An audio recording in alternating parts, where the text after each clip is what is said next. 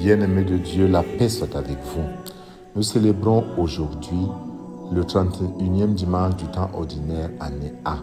La parole nous donne de méditer sur comment vivre l'alliance avec Dieu.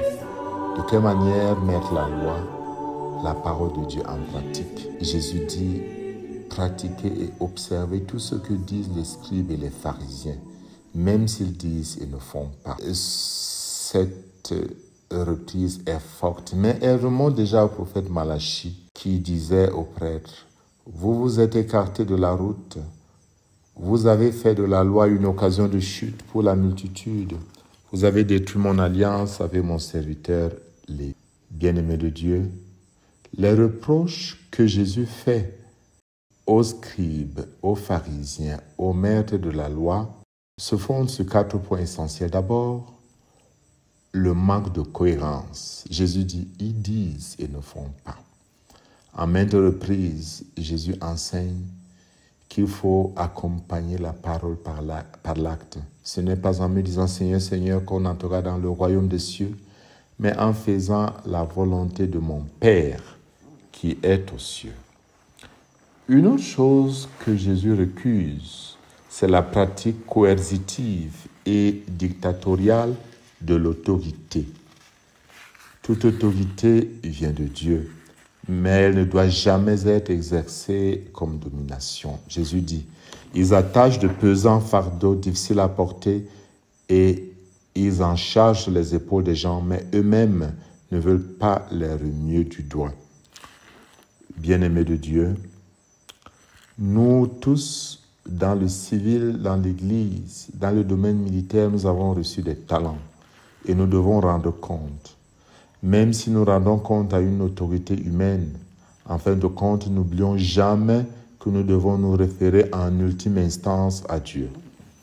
Sur le plan politique, les anglo-saxons parlent de redevability, qu'on peut traduire redevabilité.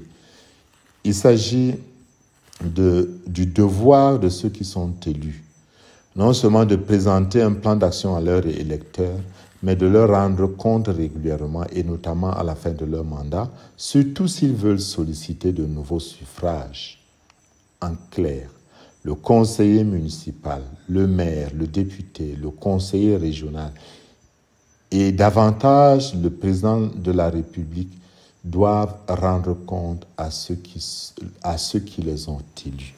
À cet égard, les investitures jouent un très mauvais rôle, car elles donnent l'impression que l'action et la stratégie des personnes en charge visent tout simplement à plaire à la structure, aux partis politiques ou aux personnes qui les investissent.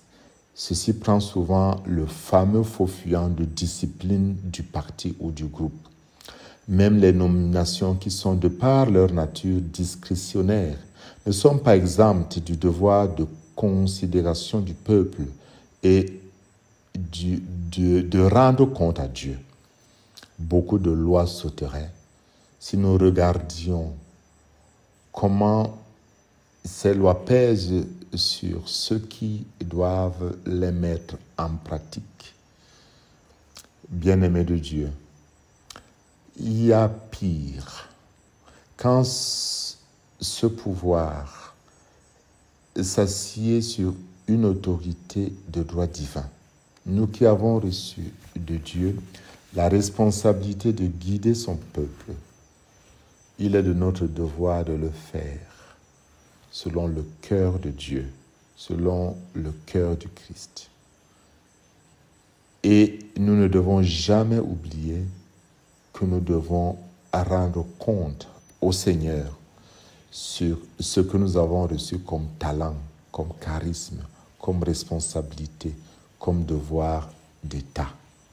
Mais il ne s'agit pas seulement de nous qui sommes en responsabilité par choix divin. Quand le pouvoir politique veut faire asseoir son autorité sur un soi-disant droit divin, nous savons ce que ça donne comme conflit. Ne l'oublions jamais. Comme nous le suggère Saint Paul, l'autorité est en vue de la croissance. À cet égard, elle doit être exercée avec plein de douceur comme une mère.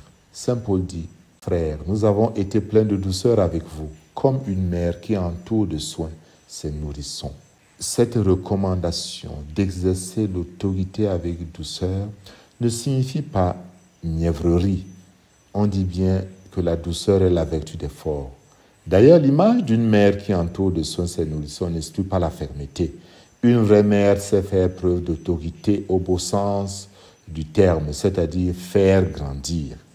L'exercice de l'autorité en vue de la croissance, de l'épanouissement de l'autre, dans la recherche de son bien, indique un genre de leadership qui est service, un leadership transformationnel et collaboratif avec une vision claire. Toute pratique coercitive et autoritaire est rejetée. Mais Jésus fustige également le vouloir paraître. Il dit, toutes leurs actions, ils les font pour être remarqués des gens. Ils élargissent leurs phylactères et rallongent leurs franges. Pour le Christ, l'humilité doit être au cœur de notre pratique religieuse.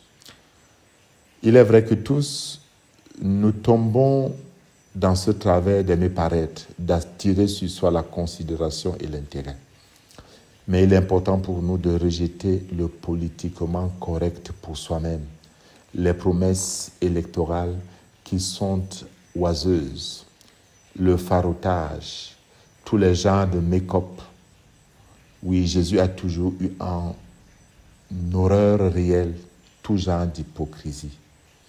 Il dit d'ailleurs que ceux qui pratiquent l'hypocrisie sont comme des sépulcres blanchis à la chaux, alors qu'à l'intérieur, c'est des ossements et toutes sortes de choses impures. Nous connaissons bien l'essai de Maximilien Florent. Le titre est « Ne jamais juger un livre à sa couverture ». À côté de cette dérive, Jésus condamne aussi le désir de se croire important, le fait d'avoir le goût des honneurs. Il dit, ils aiment les places d'honneur dans les dîners, les sièges d'honneur dans les synagogues, les salutations sur les places publiques. Ils aiment recevoir des gens de titre. Il est important pour nous d'apprendre à être humbles pour porter sans ridicule les honneurs dus à nos rangs. Jésus termine avec cette sentence. Le plus grand parmi vous sera votre serviteur.